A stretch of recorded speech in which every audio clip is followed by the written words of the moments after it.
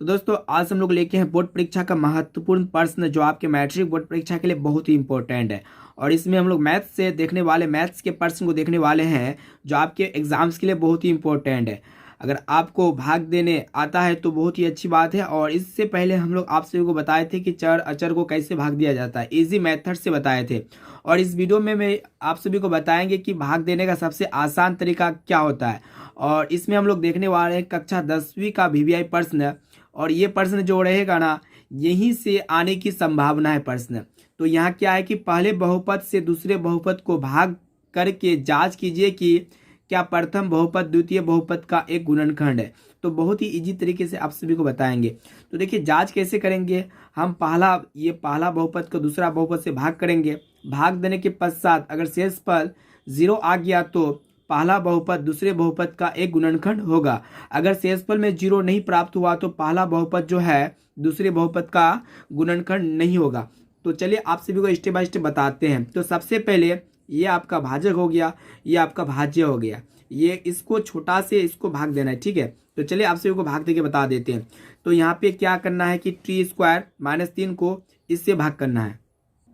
तो फ्रेंड्स जैसा कि आप लोग देखने पा रहे हैं कि t² -3 को इससे भाग करना है। तो हम लोग क्या करेंगे, भाग करने के लिए सबसे फर्स्ट टर्म को इससे भाग करना होता है, ठीक है। तो चलिए यहाँ पे क्या है कि पहला टर्म, ये भाज्य का पहला टर्म 2t⁴ है। तो हम लोग 2t⁴ को t² से डिवाइड करेंगे। तो यहाँ पे t² से t² कैंसिल हो जाएगा। तो यहाँ पे आप सभी का 2t² बचता है, ठीक है।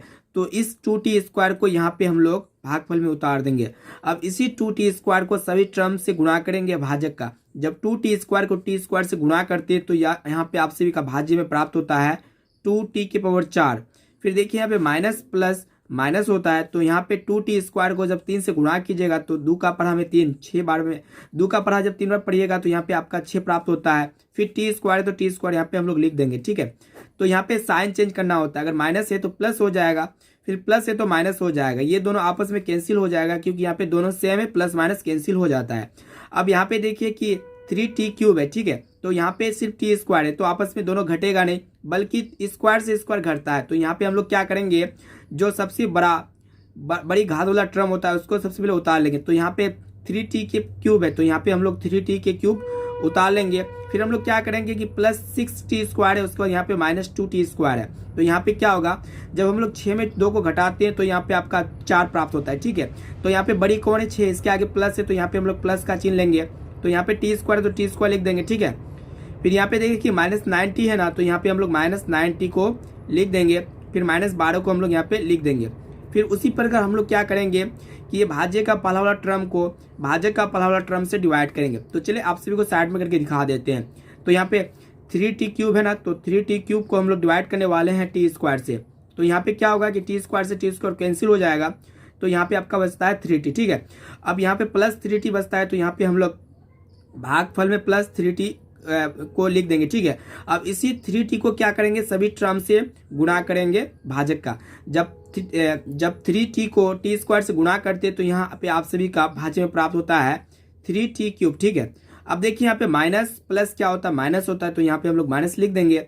जब 3 को 3 से गुणा करते हैं तो यहाँ पे आप सभी का 9 प्राप्त होता है। यहाँ पे t है तो t ही रहेगा, ठीक है। अब देखिए यहाँ पे फिर साइन चेंज करना होता है। अगर माइनस है तो प्लस हो जाएगा, प्लस है तो माइनस हो जाएगा, ये दोनों कैंसिल हो जाएगा। अब फिर से यहाँ पे देखिए कि 4t² है, नीचे में सिर्फ t है। तो ये 4t² बड़ी घात वाली संख्या को पहले उतार लेंगे, 4t², ठीक है। अब देखिए यहाँ पे t वाला है, यहाँ पे भी t वाला है। तो यहाँ पे क्या होगा कि प्लस माइनस हमेशा घटता है, ठीक है। तो ये दोनों आपस में घट के शून्य हो जाएगा। अब यहाँ पे -12 बचा हुआ है तो यहाँ पे हम लोग -12 लिख देंगे। फिर उसी प्रकार यहाँ पे हम लोग क्या करेंगे कि ये भाज्य का पहला वाला टर्म को भाजक का पहला वाला टर्म से भाग करना होता है। तो यहाँ पे क्या है, 4t² को हम लोग डिवाइड करेंगे t² से, ठीक है। तो यहाँ पे क्या होगा कि t² से t² कैंसिल हो जाएगा। तो यहाँ पे आप सभी का बचता है 4। अब इसी 4 को हम लोग क्या करेंगे, यहाँ पे उतार देंगे भागफल में। अब इसी 4 को सभी टर्म से गुणा करेंगे बारी बारी से। तो देखिए यहाँ पे 4 को जब t² से गुणा करेंगे तो यहाँ पे आप सभी का प्राप्त होता है 4t²। फिर यहाँ पे माइनस गुना प्लस माइनस होता है। 4 का पढ़ा 3 बार पढ़ेंगे तो यहाँ पे 12 प्राप्त होता है। तो देखिए यहाँ पे माइनस है तो प्लस हो जाएगा, उसके बाद यहाँ पे प्लस है तो माइनस हो जाएगा। इसी प्रकार ये दोनों कैंसिल हो जाएगा और ये भी कैंसिल हो जाएगा, यानी कि यहाँ पे शेषफल में शून्य प्राप्त होता है। जब शेषफल में शून्य प्राप्त होता है ना, तो प्रथम बहुपद द्वितीय बहुपद का एक गुणनखंड होगा। यहाँ पे आप सभी को लिख देना है चूंकि लिख दीजिए या फिर चूंकि लिख दीजिए। क्योंकि शेषफल शून्य प्राप्त हुआ। ठीक है, तो यहाँ पे शेषफल शून्य प्राप्त हो गया है, शेषफल बराबर शून्य। जब शेषफल शून्य होगा ना तो क्या होगा कि प्रथम बहुपद द्वितीय बहुपद का एक गुणनखंड होगा। तो यहाँ पे हम लोग लिख देंगे कि प्रथम बहुपद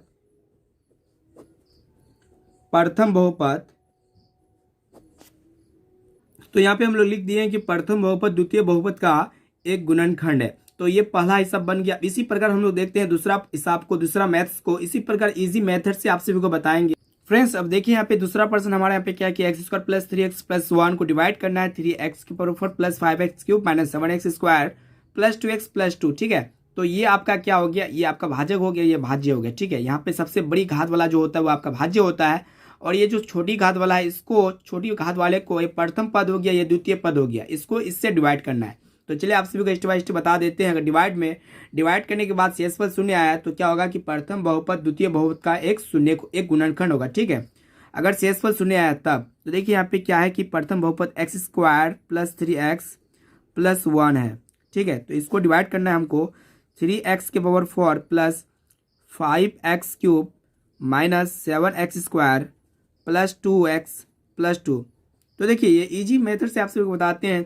तो सबसे पहला काम क्या करना होता है कि ये भाज्य है ना, इसका भाज्य का फर्स्ट टर्म से, ये भाजक का फर्स्ट टर्म से डिवाइड करना होता है। तो यहाँ पे हम लोग क्या करेंगे, 3x की पावर 4 है, यहाँ पे x स्क्वायर है, तो यहाँ पे एक्स स्क्वायर से एक्स स्क्वायर कैंसिल हो जाएगा, तो यहाँ पे आप सभी का बचता है 3x स्क्वायर। इसी 3x स्क्वायर को हम लोग को भागफल में उतारना होता है। अब इसी 3x स्क्वायर को सभी टर्म से गुणा करना होता है भाजक का। तो देखिए यहाँ पे 3x स्क्वायर को जब x स्क्वायर से गुणा कीजिएगा तो यहाँ पे आप सभी का प्राप्त होगा 3x के पावर 4। ठीक है, फिर यहाँ पे प्लस गुना प्लस प्लस हो जाएगा।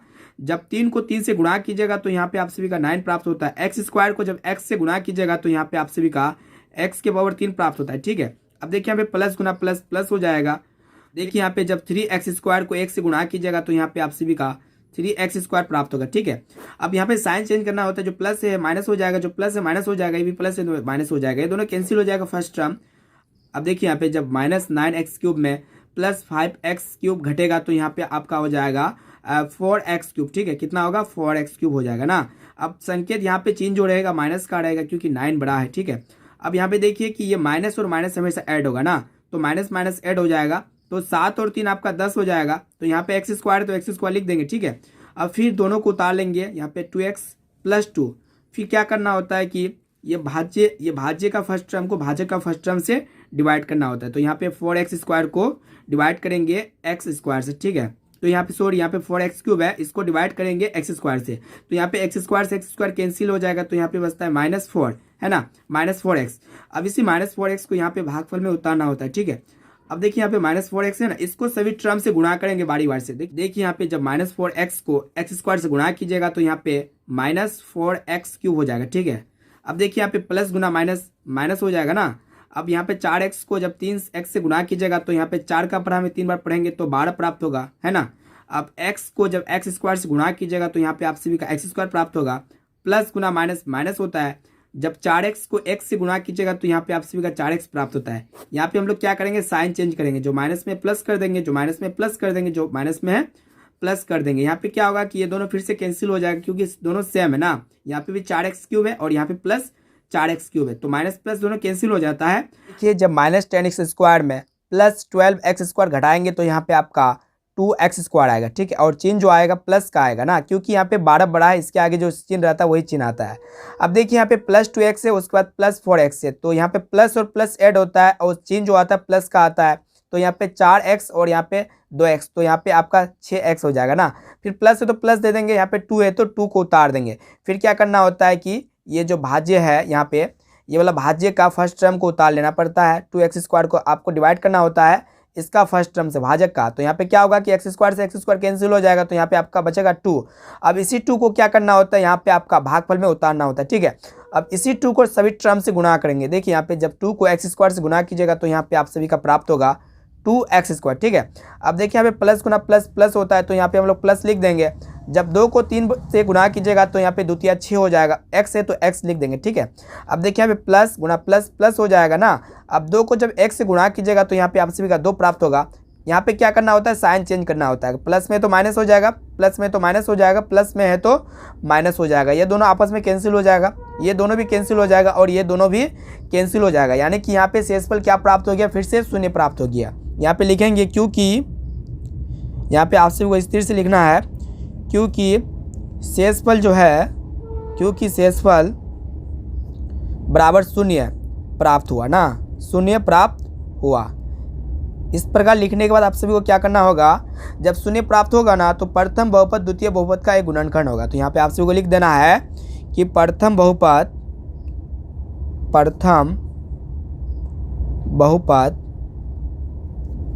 द्वितीय बहुपद का एक गुणनखंड है, द्वितीय बहुपद का एक गुणनखंड है, एक गुणनखंड है। ठीक है, तो इस प्रकार आप बनाइए, आपके मैट्रिक बोर्ड परीक्षा में आपसे फुल मार्क्स मिल जाएंगे। इस तरह का प्रश्न आपके सब्जेक्टिव प्रश्न में भी आते हैं और आपका ऑब्जेक्टिव टाइप प्रश्न में तो आना ही है। ठीक है, तो यहाँ पे प्रथम बहुपद द्वितीय बहुपद का एक गुणनखंड है। ठीक है, अगर शून्य आएगा तब शेषफल में। अब आइए इसी तरह देखते हैं नेक्स्ट प्रश्न को। तीसरा प्रश्न यहाँ पे क्या है, x cube minus 3x plus 1 को डिवाइड करना है एक्स के power 5 minus 4x cube plus x square plus 3x plus 1। तो देखिए ये भी इजी मेथड से आप सभी को डिवाइड कर, सभी को चेक करना है कि प्रथम बहुपद द्वितीय बहुपद का एक गुणनखंड है कि नहीं है। ठीक है, तो यहाँ पे इसके लिए क्या करेंगे, इसको इससे डिवाइड करना होगा। ठीक है, तो यहाँ पे क्या है, x cube minus 3x plus 1 को डिवाइड करना है एक्स के power 5 minus 4x cube plus x square plus 3x plus 1। तो उसी प्रकार हम लोग डिवाइड करेंगे, स्टेप बाय स्टेप आप सभी को बताते जाते हैं, आप सभी को भी पूरा समझ में आ जाएगा। हालांकि आप सभी को समझ में भी आ गया होगा। देखिए यहाँ पे पहला टर्म क्या है, ये x के पावर 4 है, x के पावर 5 है। ठीक है, इसको डिवाइड करना है एक्स क्यूब से ना, इसको साइड में आप कीजिए तो बेटर रहेगा। तो यहाँ पे हम लोग क्या करेंगे कि एक्स क्यूब को यहाँ से एक्स क्यूब कैंसिल हो जाएगा, यहाँ पे आपका बचता है एक्स स्क्वायर। ठीक है, तो यहाँ पे क्या करेंगे कि एक्स स्क्वायर भागफल में उतार देंगे। अब इसी एक्स स्क्वायर को क्या करेंगे, सभी टर्म से गुणा करेंगे। एक्स स्क्वायर को जब एक्स के पावर 3 से गुणा करेंगे तो यहाँ पे आप सभी का प्राप्त हो जाएगा एक्स के पावर 5 माइनस गुना प्लस माइनस होता है। तो देखिए यहाँ पे एक्स स्क्वायर को जब 3x से गुणा कीजिएगा तो यहाँ पे आप सभी का 3x के पावर 3 प्राप्त होगा। ठीक है, अब देखिए कि प्लस गुना प्लस प्लस होता है तो यहाँ पे प्लस दे देंगे।